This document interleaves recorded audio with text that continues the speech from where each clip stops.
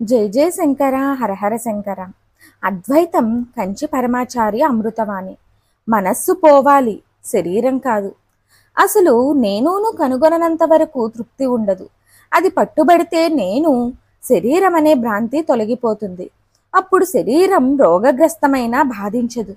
ఆత్మహత్య చేసుకునే వారి గురించి మాట్లాడాను. ఈ బాధలు పోవాలంటే చనిపోవడమే మేలని, శరీరాన్ని విడిచిన భూత శరీరం లేదా మరు జన్మలో అధిక బాధలు పొందుతాడు. కనుక శరీరం పోవడం ప్రధానం కాదు, శరీరంతో ఉన్న తదాత్మం పోవాలి. అందున్న అబద్ధపు నేనును విడిచిపెట్టాలి. అనగా ఆ నేనుతో ఉన్న తాత్యత్మాన్ని విడిచిపెట్టాలి. అబద్ధపు నేనును స్మరించే మనస్సు పోవాలి. అప్పుడు నేను నేనుగా ఉండడం జరుగుతుంది, అనగా సహజమైన నేను. మరిన్ని ఆధ్యాత్మిక విషయాల కోసం మా ఛానల్ను సబ్స్క్రైబ్ చేయండి. వీడియో నచ్చితే లైక్ చేయండి, షేర్ చేయండి, కామెంట్ రూపంలో మీ అభిప్రాయాన్ని తెలియచేయండి.